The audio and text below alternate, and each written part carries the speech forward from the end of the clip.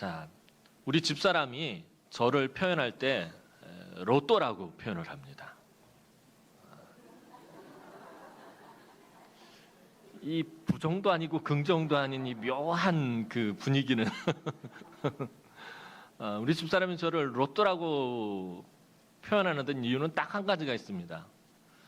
맞는 게 없기 때문에 그래요. 뭐 하나가 이렇게 맞는 게 없는지 다 맞지가 않아요. 집사람하고 저하고 성격도 안 맞고요. 뭐 좋아하는 음식도 다르고요. 다 다른데 예전에 연애할 때 영화를 보러 가면은 영화 취향도 어쩜 그렇게 달라요. 극과 극입니다. 우리 집사람은요 보기에는 저래도 다 때려 부시고는 막 액션 이런 걸 좋아해요. 저는 뭔가 막 복선이 깔리고 막 스토리를 막 유추해나가고 이놈이 범인이냐 저놈이 범인이냐 막 그러다 맨 마지막에 반전이 탁 났을 때 와 재밌다 그러는데 그런 영화를 딱 보는 순간 우리 집사람 처음부터 하면서요. 뭐든지 안 맞아요. 말씀을 준비하다가 영화 생각이 나서 이런 말씀을 드리는데요. 여러분들도 아마 그러실 거예요. 자, 그런데 성경을 읽고 묵상할 때 성경에 저는 이렇게 설교가 내러티브를 좀 많이 추구하다 보니까 좀 이야기 설교할 때를 되게 좋아하는데 여러분들도 성경 말씀을 읽고 묵상하다 보면 어떤 사건, 사고, 어떤 그런 스토리가 나올 때 유독 더 많이 집중을 하게 됩니다. 그리고 그 성경에 나오는 이야기들 중에서 어떤 이야기들을 여러분들은 좋아하냐면은 화끈한 이야기를 좋아합니다. 하늘에서 불이 떨어지고 하늘 문이 열리고 뭔가 막 시급한 일이 발생을 하고 막 하나님이 막 파도를 일으키고 바다를 가르고 막 이런 액션 영화 같은 이런 화끈한 스토리들을 사실 여러분들 좋아하잖아요. 아까 우리 장로님도 기도하셨고 지난주에도 제가 설교했던 내용인데 하나님이 복을 주셔도 막 이 아구까지 꽉꽉 채워 넣어서 차고 넘치도록 부어 주셔야지 그런 액션이 나와야지 우린 되게 좋아한다라는 거예요. 삶 가운데서도 마찬가지. 우리 삶 가운데서 역사하시는 하나님, 어떤 하나님 좋아하세요? 막 일하시고, 막 능력을 나타내시고, 권세를 보여주시는 화끈한 그런 하나님을 우리는 더 좋아한다라는 것입니다. 조금만 잔잔하거나, 조금만 하나님께서 침묵하시거나 그러면 우리는 못 견뎌야 한다라는 거예요. 특별히 안식하시는 하나님, 쉬시는 하나님 도저히 받아들이기가 힘들 때가 많아요. 하나님 나는 지금 이렇게 고난 가운데 있고 고통 가운데 있고 아픔 가운데 있는데 하나님 어떻게 지금 아무것도 안 하실 수가 있어요? 왜 일하지 않으시는 것입니까? 왜 역사하지 않으시는 것입니까? 왜 행하지 않으시는 것입니까? 왜 어떤 액션도 취하지 않으시는 것입니까? 우리는 낙심하고 절망하게 됩니다. 대홍수가 일어나는 가운데 방주로 그 재앙에서 확 빠져나오고 10가지 재앙으로 애굽을 무너뜨리고 홍해 바다가 그냥 쫙 갈라지고 여리고성이 와르르 무너지고 골리앗이라는 용맹한 적장이 작은 목동의 물맷돌에 이마를 맞아 쓰러지고 하늘에서 불이 내려와서 바알의 선지자들을 싹 끝장내는 장면에서 우리 막 손뼉치며 좋아한다는 거예요. 그리고 우리 삶 가운데서 하나님의 그런 일하심, 그런 역사하심을 또 기대합니다. 그런데 하나님의 중요한 역사는 꼭 이렇게 액션 있는 장면만 연출되는 것은 아니다라는 사실을 우리는 자꾸 놓치고 지나갈 때가 많습니다. 그래서 앞서서 말씀드렸던 것처럼 침묵하시는 하나님, 안식하시는 하나님 도저히 용납이 안 될 때가 참 많다라는 것입니다. 물론 하나님의 그 엄청난 기적의 액션들이 중요하지 않다라는 것도 아닙니다. 하지만 하나님의 작은 음성, 하나님의 작은 손짓 하나, 하나님의 작은 호흡 하나에도 너무나도 중요한 의미들이 담겨 있다라는 것을 놓쳐서는 안 된다라는 것입니다. 내 삶을 향하신 하나님의 그 작은 음성 하나, 세미한 음성 하나, 내 삶을 향하신 하나님의 그 작은 손짓 하나, 내 삶을 향하신 하나님의 그 작은 호흡 하나에도 너무나도 어마어마한 의미들이 담겨 있다라는 것입니다. 하나님은 그 놀라운 권세와 능력으로 온 우주 만물을 창조하셨습니다. 그리고 모든 것을 다 아름답게 창조하신 하나님이 무엇을 하셨다라고 성경은 기록하고 있나요? 안식하셨다라고 기록하고 있어요. 모든 것을 완벽하게 창조하신 하나님은요, 어떤 액션을 취하셨냐 하면은 안식하시는 액션을 취하셨다라는 것입니다. 오늘 본문 2절 말씀을 다시 한번 읽어보도록 하겠습니다.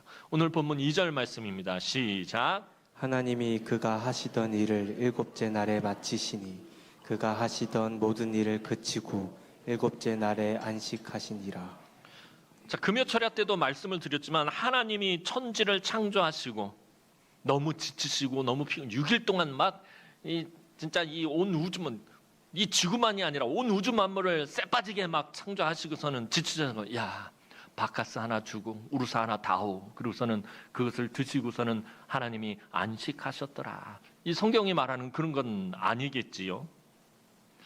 하나님은 쉼이 필요 없는 분인데도 쉬셨다라는 부분이 되게 중요한 부분인 거예요. 그렇잖아요. 모든 권세와 능력과 영광과 위엄과 말로 표현할 수 없는 그 힘으로 천지를 창조하신 하나님은 쉼이 필요할까요? 필요하지 않을까요? 쉼이 필요 없는 분이세요. 전능하신 하나님은 쉬실 필요가 없는 분인데도 불구하고 쉬셨다라는 것은 그 쉼이 하나님이 아닌 다른 누군가를 위한 것이다라는 것을 의미하는 말씀입니다. 하나님이 필요 없는 것을 행하셨다라는 것은 그건 하나님을 위한 것이 아니다라는 거예요. 다른 누군가를 위한 것입니다. 하나님이 이렇게 안식의 모범을 보이신 것은 그 안식이 바로 누구를 위한 것이기 때문에 그렇죠. 이것만 알면 오늘 설교 안 해도 돼요.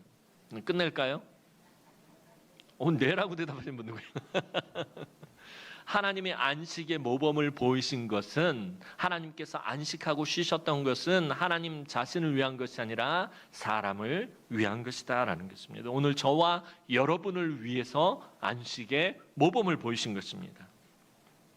하나님이 창조하신 모든 세계는 사람이 살 수 있는 배경을 만드신 것이요. 첫째 날부터 여섯째 날까지 하나님께서 만드신 이 세상의 모든 것들은 사람을 위한 배경으로, 무대로 만드신 것입니다. 즉 하나님은 모든 것을 사람을 위해서 창조하셨다고 해도 과언이 아닙니다. 그리고 사람을 위해 모든 것을 창조하신 하나님은 다시 사람을 위해서 안식의 모범까지 보이셨다라는 것입니다. 이 안식한다라는 말의 히브리어는 샤바트라는 말입니다. 그런데 이 샤바트라는 단어는 원래 어떤 의미를 가지고 있냐면 멈추다라는 의미를 가지고 있어요. 이 멈추다라는 말에서 안식한다라는 의미가 파생된 것입니다. 그런데 이 샤바트라는 말은 아까도 말씀드렸던 것처럼 너무 힘들고 지치고 고단해서 더 이상 일을 못하겠다라고 일을 멈추고 쉬는 상태를 의미하는 것이 아닙니다. 하나님의 샤바트는, 하나님의 안식은 하나님이 지으신 모든 것이 하나님과 하나님의 뜻과 계획대로 다 이루어져요. 조금의 오차도 없이 그대로 다 이루어진 기쁨과 만족함을 표현하시는 것을 의미합니다. 너무 힘들고 지쳐서 멈추고 쉬신 것이 아니라 하나님이 그동안 이루신 모든 것들을 바라보시면서, 하나님이 그동안 직접 지으시고 창조하신 모든 것들을 바라보시며 기뻐하신 시간이 바로 안식의 시간이었다라는 것입니다. 그러니까 창조의 6일은 바로 이 기쁨의 7째 날을 위해서 존재하는 것입니다. 그런데 우리는 정반대로 생각하며 살아갈 때가 많습니다. 6일 동안 일하기 위해 주일은 푹 쉬어야 한다라는 생각을 가지고 살아가잖아요. 주일날 너무 지치고 피곤하지 않으려고, 주일날 푹 쉬어야지, 주일날 스트레스를 팍팍 해소해야지, 그래야지 6일 동안 일하면서 또 이 세상에서 살아간다라고 우리 그렇게 생각한다라는 거예요. 하지만 주일을 잘 지키기 위해서, 주일에 하나님과 교제하고 하나님을 만나기 위해서 6일을 열심히 살아야 하는 것이 원래 안식의 의미입니다. 자기에게 주어진 일주일의 삶에 최선을 다해서 열심히 살 때 그 삶의 안식이 의미가 있는 것입니다. 여러분, 하나님이 안식하시고 안식의 모범을 보이시며 우리에게 쉼을 허락하셨다라는 말은요, 다시 말하면 우리가 정말 하나님이 우리에게 주신 그 일주일의 삶에 최선을 다해서 정말 열심히 살 때 그 안식이 의미가 있다라는 것입니다. 그런데 열심히 살아도요, 자기 마음대로 살거나 자기 욕심대로 열심히 사는 것은 안식과 전혀 관계가 없습니다. 일곱째 날 안식을 위해 하나님은 6일의 창조 시간에도 뭔가를 하셨음을 우리가 눈여겨봐야 돼요. 이 2장에 나오는 이 안식이라는 개념은요, 1장에 하나님이 창조하신 여섯째 모든 날을 바탕으로 하고 있어요. 이 여섯째 날을 제대로 이해하지 못하면 하나님이 말씀하시는 이 안식에 대해서 우리가 제대로 이해를 할 수가 없어요. 하나님은 천지를 다 창조하시고 일곱째 날에 그날 안식하셨다라고 말씀하시지만 그날만 쉬신 것은 아니다라는 사실을 눈여겨봐야 돼요. 6일의 창조 시간에, 금요기도회 때 말씀드렸던 것처럼 6일의 창조 시간에도 하나님은 잠깐의 쉼을 가지셨어요. 하나님은 천지를 창조하시며 내리 6일을 아무런 쉼 없이 일하신 것이 아닙니다. 첫째 날 일하시고 둘째 날 일하시고 셋째 날 일하시고 계속해서 그냥 연속으로 해서 그렇게 일하신 것이 아닙니다. 일곱째 날의 안식을 위해서 하나님은 첫째 날부터 여섯째 날까지 하나님은 중간중간에도 잠시 멈추어 서셨습니다.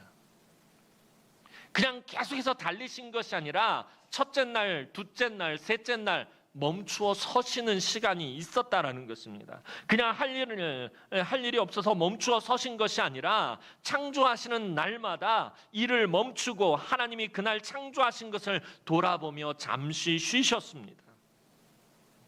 창세기 1장을 보면 하나님이 각 날마다 창조하시고 다음 날로 넘어갈 때 항상 붙는 말이 있어요. 그러니까 창세기 1장에 하나님 창조의 패턴이 있어요. 하나님이 이르신 대로 다 되니라.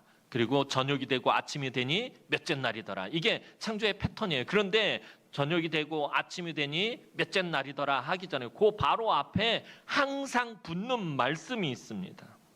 그것이 뭐냐 하면 보시기에 좋았더라라는 말씀이 항상 붙습니다. 창조의 패턴에 첫째 날, 둘째 날, 셋째 날, 넷째 날, 다섯째 날, 여섯째 날 다 그 창조를 마치시고서는 보시기에 좋았더라라는 말씀을 항상 붙이신다는 거예요. 이것은 하나님이 각 날마다 창조하시고 하나님이 그날 지으신 모든 것을 돌아보시며 기뻐하신 시간을 가지신 것입니다. 첫째 날 창조를 마치시고서는 그것을 돌아보시면서 내가 뜻한 대로, 내가 생각한 대로 조금도 어김이 없이, 틀림이 없이 그대로 다 이루어졌다는 거예요. 완벽하게 만들어졌다는 거예요. 그것을 돌아보시며 하나님이 기뻐하신 시간을 가지신 것이 보시기에 좋았더라라는 말입니다.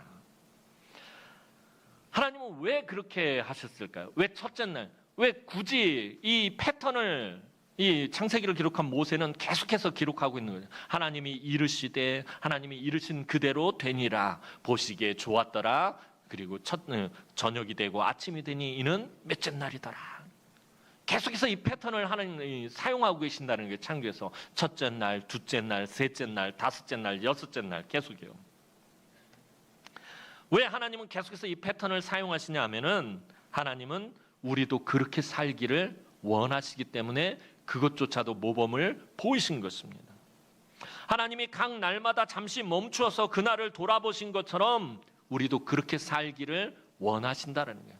지난 일주일에 여러분들의 삶이 첫째 날을 마치고서는 여러분들의 삶을 돌아보고 둘째 날도 마찬가지고 셋째 날도 마찬가지고 여섯째 날까지 여러분들의 삶을 열심히 살고 하나님이 그 천지를 창조하실 때 허접하게 하셨을까요? 하나님의 모든 능력과 건세를 총동원해서 하나님 정말 열심히 천지를 창조하시고 일하셨어요. 그리고 그날의 삶을 돌아보셨단 말이에요. 여러분들도 그날의 삶을 열심히 최선을 다해서 살고 또 그 삶을 돌아보기를 하나님은 원하신다라는 것입니다. 그래서 안식의 모범을 보이신 것입니다. 하루를 최선을 다해서 열심히 살고 그날 하루를 돌아보며 스스로 정직하게 평가하며 하나님 앞에 나아가기를 하나님은 원하신다는 거예요. 그러니까 매일매일의 삶이 하나님과 계속해서 관계성을 맺고 교제하며 살기를 하나님 또한 원하신다는 거예요. 오늘 하루 나에게 맡겨주신 이 내 삶을 정말 최선을 다해서 열심히 산 다음에 오늘 하루의 삶을 마감하면서 마치면서 그 삶을 쫙 돌아보고서는 하나님, 내가 오늘 나의 삶이 이러했습니다라고 하나님 앞에 나아가기를 하나님은 원하신다라는 것입니다. 그러기 위해서는 오늘 하루의 삶을 하나님의 저울에 달아보고 자기의 삶을 정직하고 솔직하게 볼 수 있어야 합니다. 오늘의 내 삶을 하나님의 저울에 달아보고서는 내 삶이 하나님, 오늘 내 삶이 하나님의 저울에 달아보니 참 많이 모자랐습니다. 오늘 내 삶을 내가 돌아보고 하나님의 저울에 달아보니까 참 부족한 것밖에 없었습니다. 연약했고 어리석었습니다. 누군가를 미워했고 분노했습니다. 걱정하고 염려하고 근심했습니다. 이것이 오늘 나의 삶이었고 이것이 오늘 나의 모습이었습니다. 이렇게 삶을 산 사람들을 위해서 하나님은 무엇을 주시냐면 안식을 주신다라는 거예요. 그날의 삶을 하나님과 함께 하면서 내 삶을 하나님의 저울에 달아보고 그 삶을 정직하고 솔직하게 하나님 앞에 표현하며 나아갈 때에 하나님은 우리에게 안식을 주신다라는 것입니다. 그래서 하나님 주신 삶을 믿음으로 최선을 다해 열심히 살지 않은 사람에게는 안식이 아무런 의미가 없다라는 거예요. 여러분, 일주일 동안 살 때 게으르고 나태하게 산 사람들에게는요, 이 안식이 의미가 없다라는 거예요. 오늘날 우리가 살아가는 이 세상은 속도가 경쟁력인 세상입니다. 우리나라가 경제적으로 이렇게 비약적인 큰 발전을 이룰 수 있었던 것 중에 하나가 바로 빨리빨리라는 문화가 있기 때문이라고 이렇게 말하는 사회학자들도 있습니다. 외국 사람들이 우리나라에 오면 깜짝 놀라는 것들 중에 하나가 그러니 정말 빠르구나라는 거 그렇게 말한답니다. 식당 가서 음식을 주문하자마자 음식이 쏟아져 나오고요. 관공서 가서 뭔가 서류를 신청을 해도요, 외국은 뭐 며칠이 걸리고 어떤 때는 뭐 몇 달이 걸리는데 우리나라는 그냥 신청하면 바로 타닥타닥 나온다는 거예요. 깜짝 놀라는 거예요. 병원에 가서 진료를 해도요, 외국은 미리 예약을 해야 되고 앓을 대로 다 앓고 다 난 다음에 병원을 간다고 그래요. 근데 우리나라는 그냥 아프면 바로 병원 가면 진료받고 주사 맞고 약 타고 그냥 바로 나온다는 거예요. 모든 것이 빠르고 신속하게 이루어집니다. 그런 시대에 살고 있고요. 우리나라는 특별히 그래서 이 빠른 거에 대한 대처를 굉장히 우리나라가 잘해요. IT 강국이 될 수밖에 없는 이유 중에 하나가 빠르게 변하는 것들에 대해서 굉장히 대처 능력이 뛰어나다고 그래요. 모든 게 다 빠르기 때문에. 여러분, 지식과 정보와 모든 것이 급속도로 변하는 이 시대에 속도는 경쟁력이자 힘이자 능력입니다. 다른 사람보다 더 빨리 나가면 그만큼 더 많은 이윤을 챙기게 되고요. 그만큼 더 많은 것들을 알게 되고 배우게 되고요. 속도가 힘이 되고 속도가 경쟁력이 되고 속도가 능력이 되는 시대라는 거예요. 그러다 보니까 많은 사람들이요, 이 속도를 따라가느라고 사실 제대로 쉬지를 못합니다. 성도들이 지난 일주일 동안의 삶에 지쳐서 고단하고 피곤한 몸과 마음을 이끌고 이곳에 나왔는데 왜 지치고 왜 피곤하냐 하면은 이 속도를 따라가기가 너무 버거울 때가 많기 때문입니다. 이 속도를 따라가다가 제대로 쉬지를 못하는 것입니다.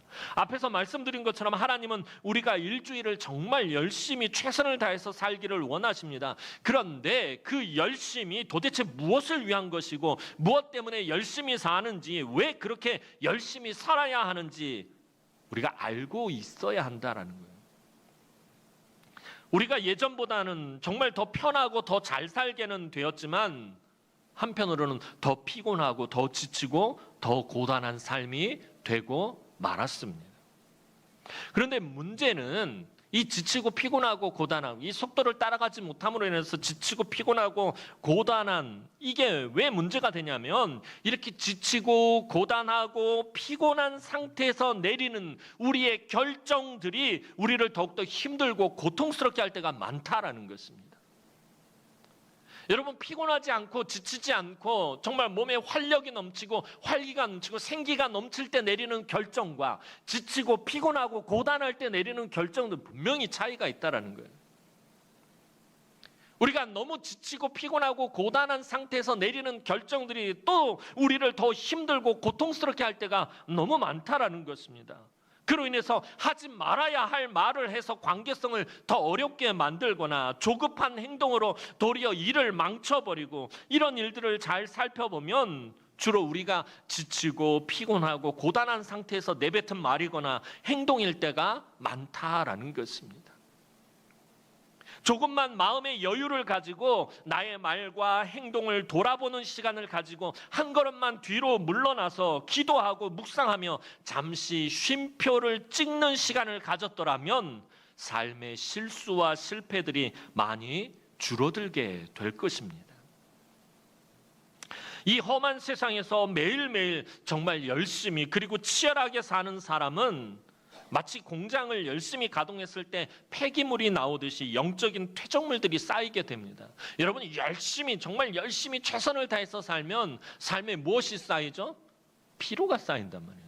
전에도 그 피곤에 대한 얘기를 했었잖아요. 영적인 일도 마찬가지예요. 영적인 그런 피로도 퇴적물들이 쌓이게 됩니다. 그러면 우리 영혼은요 더 지치고 사나워지고 거칠어지고 화와 짜증이 많아지게 됩니다. 우리 안에서 가시와 쓴뿌리들이 끊임없이 쏟아져 나옵니다. 바로 이때 필요한 것이 무엇이냐면 하나님의 쉼입니다. 하나님의 샤바트가 우리에게 필요하다라는 것입니다.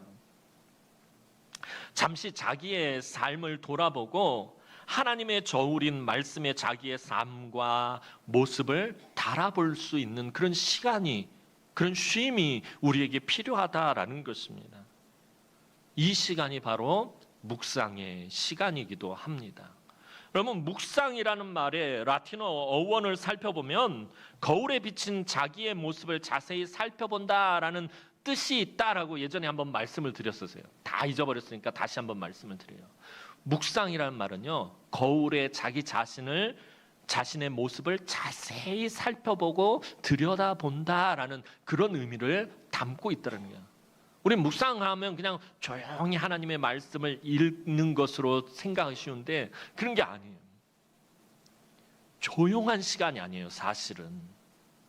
거울에 자기의 모습을 자세히 들여다본다는 말은요, 자기의 삶을 들여다본다는 거예요. 자기의 그 마음속, 그날 있었던 그 마음의 상태들을, 그 치열했던 그 마음의 상태들을 들여다본다라는 거예요. 하나님의 말씀으로 자기의 모습을 정직하게 살펴봐야 한다라는 것입니다. 그것이 묵상입니다. 여러분, 막 정신없이 뛰어온 사람은 숲이 턱 밑에까지 차올라서 말을 제대로 할 수가 없어요. 그죠? 막 여러분들 저 밑에서부터 지금 여기 뛰어 올라오면 뛰어 올라오지도 못하겠지만 막 뛰어오면 대통령 그 말을 해. 숨이 차서 말을 못 하잖아요. 어휴, 숨이 차네.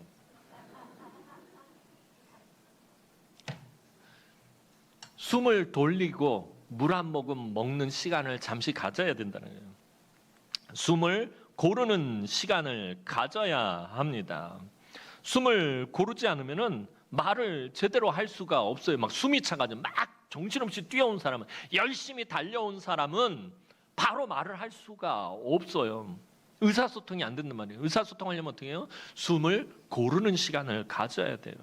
잠시 심호흡을 하면서 숨을 가라앉히고 물을 한 모금 마시며 숨을 돌려야 제대로 말을 할 수가 있고 제대로 의사소통을 할 수가 있다는 거예요. 하나님과의 시간도 마찬가지예요. 여러분들 세상에서 정말 열심히 달리고 열심히 살아오는데 숨이 턱 밑까지 찼는데 하나님과 어떻게 얘기를 할 수 있는 거예요?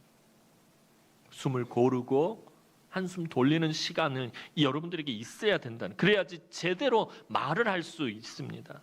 하나님과 깊은 교통이 있기 위해서는 힘들고 바쁘게 살았던 하루의 삶을 잠시 돌아보며 숨을 고르며 묵상하는 시간을 여러분들이 가져야 합니다. 잠시 멈추어서서 숨을 고르는 시간을 갖는다라는 것이 사실 쉽지는 않지만 그렇게 해야 이 세상이 흔들어 놓아서 탁하게 된 내 마음을 가라앉힐 수 있다라는 거예요. 거칠어진 내 마음을 가라앉힐 수 있다라는 거예요. 여러분, 빈 컵에 흙탕물을 담고 막 흔들었다가 가만히 놔두면 처음에 막 탁하지만 시간이 좀 지나면 부유물은 가라앉고 위는 맑은 물이 생기듯이 세상이 흔들어 놓은 탁한 내 마음을 이런 시간들을 통해서 가라앉혀야 한다라는 것입니다.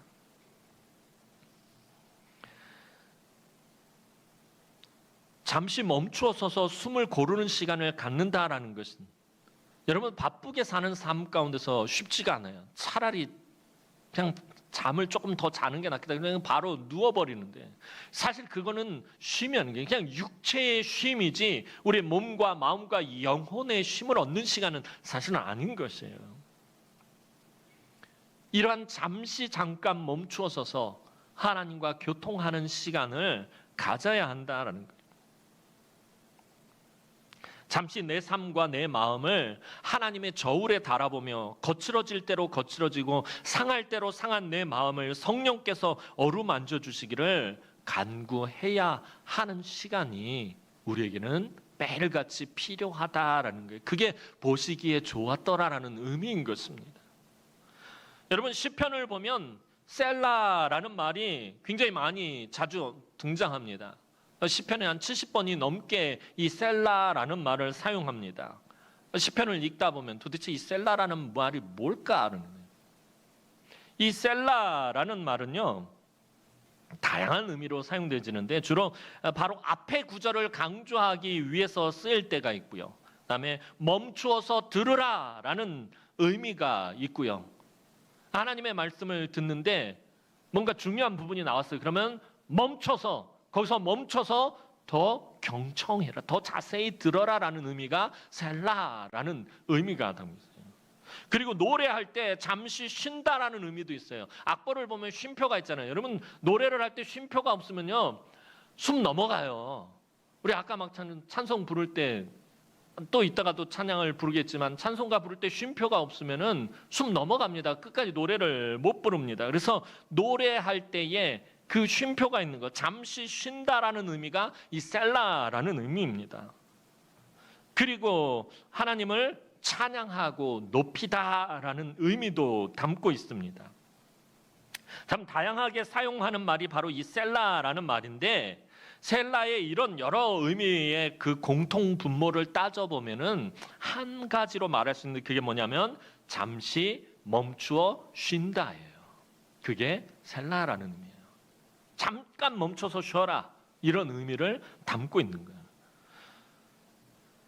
다윗은 그 시편 얘기를 하다 보니까 시편의 절반가량을 다윗이 기록을 했는데요. 다윗은 매우 힘들고 어려운 연단과 고난의 시간을 참 오래도록 참아내야 했던 사람이었어요.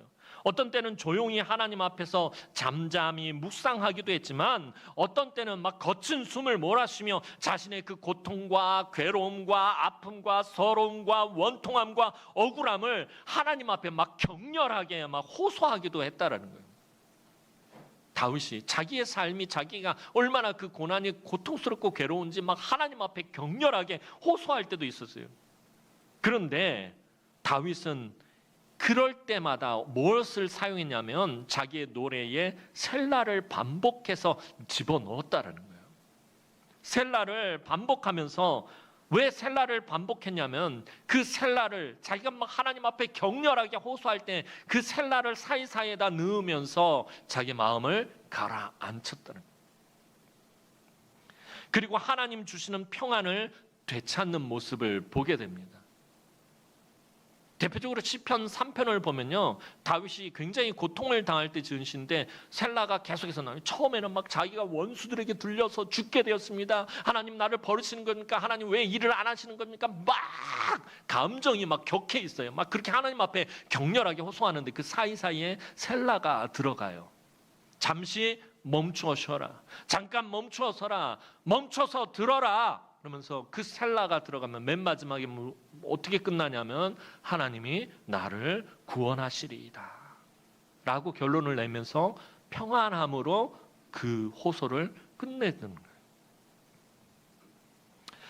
다윗도 우리처럼 실수가 잦고 실패가 많았던 사람입니다. 우리와 똑같은 성정을 가진 사람이기도 하고요. 하지만 그렇게 힘들고 어려운 시간을 만날 때마다 잠시 멈춰서 숨 고르기를 하면 하나님은 그에게 평안의 은혜를 베풀어 주셨다는 거예요. 그가 하나님 앞에 나가서 정직하게 자기의 감정을 막 토로해내면서 그냥 그것을 막 하나님 앞에 쏟아붓기만 한 것이 아니라 사이사이에 셀라, 잠시 멈춰서서, 잠깐 멈춰서서 자기의 마음을 다시 돌아보고, 잠깐 멈춰서서 자기의 심정을 돌아보고, 그럴 때마다 하나님이 다윗에게 베푸신 것은 평안의 은혜였다라는 것입니다. 그런데 하나님이 우리에게 이런 시간을 주실 때 그 시간이 그런데 사실은 편안한 시간만은 아니다라는 것이에요. 하나님은 우리가 그날의 삶을 돌아보거나 잠시 멈춰서 숨 고르기를 할 때 때로는 우리를 많이 울게 하시거나 많이 회개하게 하시거나 또 많이 부르짖게 하실 때도 있다라는 것입니다. 나의 연약함과 부족함과 이 모자람을 보게 하십니다. 그때는 하나님 앞에 정직하게 내 마음을 쏟아내야 합니다. 하나님 앞에서 솔직하게 울어야 합니다. 하나님이 우리 많이 울게 하실 때는요, 여러분 그 울음을 참아서는 안 돼요. 그때는 하나님 앞에서 솔직한 내 감정을 표현하면서 막 엉엉 울어야 돼요. 펑펑 울어야 돼요. 솔직하게 불평하고요. 하나님 앞에 불평하고 원망하는 건 죄가 아닌가라고 여러분들 그렇게 생각하기 쉽죠. 그런데 성경을 잘 읽어보면요, 불평과 원망이 하나님 앞에 죄가 될 때가 있고요, 하나님 앞에 위로의 원인이 될 때가 있다라는 거예요. 엘리야도요, 나 이제 죽게 생겼습니다, 하나님 차라리 날 죽이십시오 하고 막 불평과 원망을 털어놓고요. 성경에 우리 믿음의 선조들도 하나님 앞에서요 불평하고 원망할 때 많았어요. 근데 이스라엘 자손들이 광야에서 불평하고 원망했을 때 하나님 막 불뱀 보내시고 막 그들에게 진노하시고 그러잖아요. 무슨 차이가 있을까요? 엘리야와 광야의 이스라엘 백성들을 똑같이 불평하고 원망했는데 무슨 차이가 있을까요? 광야의 백성들은요, 사람에게 향해서 불평과 원망을 쏟아냈고요, 엘리야는 누구를 향해서? 하나님을 향해서 자기의 솔직한 마음을 털어놓은 거예요. 여러분 안에 있는 불평, 원망들을 사람들에게 쏟아놓으면 아무 소용이 없다라는 거예요. 하나님 앞에 솔직하게, 하나님, 나 솔직하게 하나님 내 마음이 이렇습니다라고 자기의 마음을 터해내야 합니다. 숨김없이 내 마음을 하나님께 표현해야 돼요. 그래야 하나님이 내 마음속 깊은 곳까지 어루만져 주시고 위로해 주시고 내 삶의 문제들을 해결해 주신다라는 거예요. 사랑하는 성도 여러분, 하나님이 잠시 멈추어서 쉬게 하시는 곳을 우리는 오해할 때가 있어요. 하나님께서 정말 열심히 달려가는 내 삶을 잠깐 멈추게 하실 때 있는데, 그때 우리는 마침표를 찍는 것으로 착각할 때가 많더라는 것입니다. 무슨 말이냐 하면, 하나님은 잠시 멈추어 쉬게 하시는데 내 삶은 실패했구나, 내가 더 이상 할 게 없구나, 나는 여기까지인가 보다 하면서 내 삶에 스스로 마침표를 찍어버릴 때가 있다는 거예요. 하나님은 잠깐 쉬라고 쉼표를 찍었는데 우리는 마침표로 여길 때가 있다는 거예요. 그러면 정말 인생을 마치는 것입니다. 하나님이 우리 인생의 마침표를 찍는 날은 우리를 천국에 데려가시는 날뿐입니다. 저 천국의 영원한 안식을 위해서 하나님은 우리가 이 땅 가운데서 살아갈 때 짧은 그날의 안식을 주십니다. 그것이 무엇이냐면 주일이라는 것이에요. 여러분이 일주일의 삶을 열심히 최선을 다해서 살고 하나님 앞에 나와서 예배할 때 하나님은 여러분에게 무엇을 주시냐면 안식을 주십니다. 또한 여러분이 매일의 삶을 마치고 여러분의 삶과 마음을 하나님의 저울에 달아보며 정직하게 하나님을 붙잡으면 하나님은 매일의 삶에서 또한 여러분들에게 안식을 주십니다. 저 영원한 천국에서 안식을 누리기 전까지 하나님은 이 땅에서 우리가 누릴 안식을 주신다라는 거예요. 여러분, 예수를 믿으면 무엇을 얻게 되죠? 이거 심각한데 이거 대답을 하세요. 하나님이 세상을 이처럼 사랑하사 독생자를 주셨으니 이는 저를 믿는 자마다 영생을 얻게 하려 하십니다. 예수를 믿는 자마다 영생을 얻게 하신다고 그랬어요. 영원한 생명을 얻게 하신다고 그랬어요. 자, 그런데 이 영생에, 내가 예수를 믿어서 하나님이 주시는 이 영생에 이 세상의 고난과 고통과 괴로움과 아픔과 슬픔과 절망이 계속된다면 이 영생이 무슨 의미가 있겠어요? 그죠? 이 영생은 아무런 의미가 없게 되는 거예요. 이 땅에서의 그 괴로움을 그대로 천국에 가서 반복한다면 그 영생이 무슨 의미가 있고 무슨 가치가 있겠습니까? 그런데 하나님이 약속하신 이 영생에는 무엇이 들어있는 거예요? 안식이 들어있더라는 거예요. 영원한 안식이 있습니다. 그런데 오늘 안식에 대해서 하나님 말씀하시는데 3절 말씀을 보면 하나님이 이 안식일을 거룩하게 하셨다라고 말하고 있어요. 이 거룩하다라는 말이 가지는 의미 여러 번 말씀을 드렸어요. 거룩하다라는 말은 구별되다, 분리하다, 다르다라는 의미를 담고 있습니다. 그러니까 이 안식일을 거룩하게 하셨다라는 말은 하나님이 주시는 안식은 이 세상이 주는 것과 분명히 다르다라는 의미를 담고 있는 것입니다. 그래서 이 안식은 이 세상의 고난과 고통과 슬픔과 절망이 멈추는 것이에요. 아까 그 샤바트가 가지는 첫 번째 의미가 뭐라 해서 멈추다라는 의미를 가지고 있다라고 말씀드렸잖아요. 하나님이 우리에게 영생에 허락하시는 안식은 이 세상에서 누리는 그 고통과 괴로움과 아픔과 슬픔과 걱정과 근심과 염려와 모든 것들이 멈추는 것이다라는 것입니다. 그런데 이 안식은 어디를 의해서 주어지냐 하면은 우리가 이 세상을 살 때 하나님이 주시는 잠깐의 쉼들을 통해서 얻게 되어 있다는 게, 이 안식, 아까 처음에 말씀드렸던 것처럼 하나님이 약속하신 이 안식은 앞에서 일주일에 그 삶에 잠깐 주시는 그 안식들이 마치 퍼즐 조각처럼 모여가지고 그 안식이 이루어지게 되는 것입니다.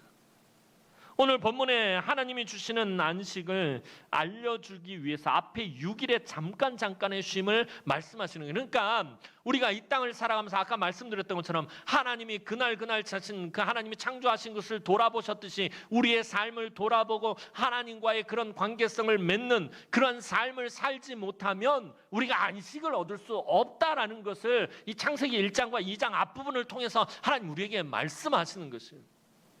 하나님이 우리에게 약속하신 그 영원한 안식은 그냥 우리가 아무렇게나 얻는 것이 아니라 예수를 믿고 나서 우리의 매일매일의 삶을 하나님의 저울에 달아보면서 우리가 하나님 앞에 정직하게 나아가는 그 삶의 연장선에서, 그 연속에서 영원한 안식을 우리가 얻게 되어 있다라는 것입니다.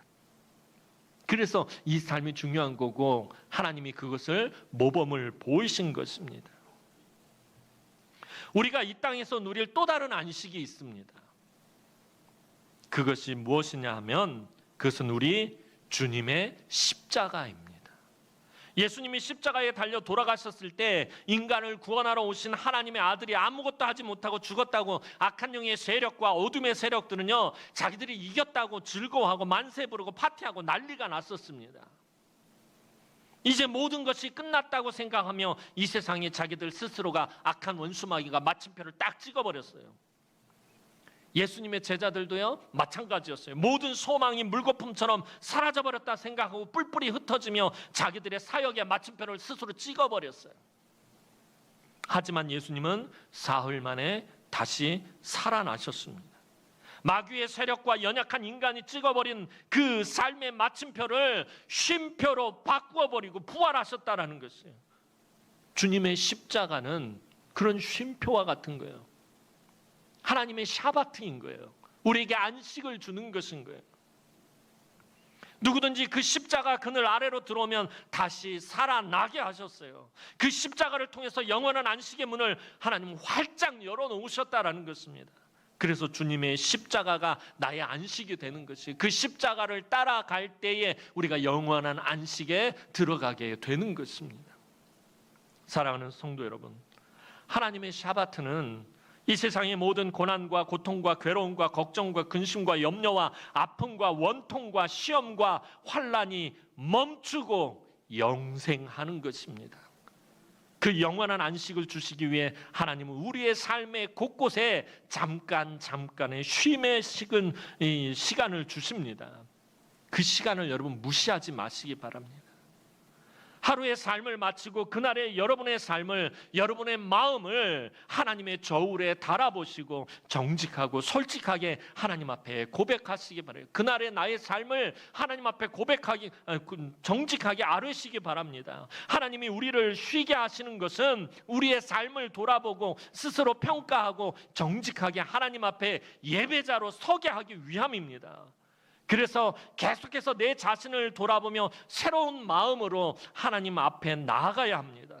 자기의 삶을 돌아보며 때로는 애통하며 상한 마음으로, 때로는 기쁨과 감사가 넘치는 마음으로, 때로는 새로운 마음으로, 때로는 절망과 슬픈 마음으로 하나님 앞에 예배자로 서야 합니다. 여러분, 금요 기도회 때도 말씀드렸지만 다른 사람 달아볼 새가 없어요. 다른 사람 달아볼 겨를이 없어요. 여러분들 자신의 삶과 여러분의 마음과 여러분의 모습을 달아보기도 바쁜데 왜 맨날 다른 사람을 달아보냔 말이에요. 왜 하나님의 저울에 자기의 삶을 달아보지 못하고 다른 사람의 삶을 달아보고 다른 사람의 모습을 달아보고 그것을 비판하고 책망하고 정죄하고 판단하며 살아가느냐라는 거예요. 그렇기 때문에 삶의 안식을 얻을 수가 없는 거예요. 자기의 삶을 달아야 되는데 다른 사람의 삶을 달아보니까 안식이 없는 거예요. 내 삶을 달아보고 하나님, 내가 이렇게 많이 모자랍니다. 오늘 하루 내 삶이 이렇게 연약했습니다. 오늘 하루 내 삶이 이렇게 부족했습니다. 오늘 하루의 내 삶이 너무나도 힘들고 고통스럽고 괴롭고 아프고 슬프고 원통하고 억울했습니다. 하나님 앞에 달아보고 그것을 정직하게 표현할 때 하나님은 우리에게 그날 하루를 버틸 수 있는 안식을 주시는 것입니다. 다른 사람들 달아보지 마시고요. 나의 삶과 나의 모습을 철저히 달아보고 내 자신을 향해서 지난번에 말씀드렸던 것처럼 메네메네 데겔 우바르신이라고 외쳐야 한다는 거예요. 하나님 말씀하시기 전에 내가 먼저 내 삶을 하나님의 저울에 달아보고 하나님 정말 많이 달아보고 세어보았더니 너무나도 부족하고 모자란 것밖에 없습니다. 이렇게 연약한 인생입니다. 하나님은 그래서 하나님의 은혜 없이는 내가 살 수 없습니다. 그렇게 하나님 앞에 고백하며 나아가야 하나님이 우리의 삶을 만져주시고 우리의 삶을 위로하시고 우리의 삶에 하나님의 샤바트를 주시는 것입니다. 하나님이 울게 하시면 펑펑 울고 하나님이 낮아지게 하시면 겸손히 엎드리고 하나님이 고난을 주시면 더욱 하나님을 붙잡아야 합니다. 이 예배 시간마다 하나님이 주시는 참된 안식을 누리시기 원한다면 일주일의 삶을 믿음으로 더 열심히 더 치열하게 사시기를 바랍니다. 그리고 깨진 마음, 상한 마음, 애통하는 마음으로 예배하러 나올 때 놀라운 삶의 쉼과 안식을 하나님께서 베풀어 주실 것입니다. 그 은혜와 사랑과 긍휼을 날마다 여러분들의 삶 가운데서 누리시기를 주님의 이름으로 축원합니다. 기도드리겠습니다. 사랑과 은혜가 많으신 아버지 하나님, 은혜와 사랑을 진심으로 감사를 드립니다. 하나님, 이 험한 세상을 살아갈 때 우리 성도들 참 지치고 고단하고 피곤하고 아버지 너무나도 힘들고 괴롭고 고통스럽고 걱정과 근심과 염려가 끊이지 않고 아버지는 때로는 절망하고 때로는 아버지는 아프고 모든 것들이 서럽고 억울하고 원통할 때가 많습니다. 그때마다 하나님, 우리의 삶을 하나님의 저울에 달아보며 우리의 모습과 우리의 마음을 하나님 앞에 솔직하게 고백하고 하나님 앞에 나아갈 때마다 하나님, 우리 성도들의 삶을 어루만져 주시고 우리 성도들의 삶에 하나님의 샤바트가 임하게 하셔서 하나님, 이 험한 세상에서 승리하는 삶을 살 수 있도록 도우시며 하나님, 이 세상에서 정말 치열하게 살다가 깨진 마음, 상한 마음, 애통하는 마음으로 하나님 앞에 예배하러 나올 때마다 하나님의 그 놀라운 안식을 베풀어 주옵소서. 감사를 드렸고 예수님의 이름으로 기도하옵나이다. 아멘.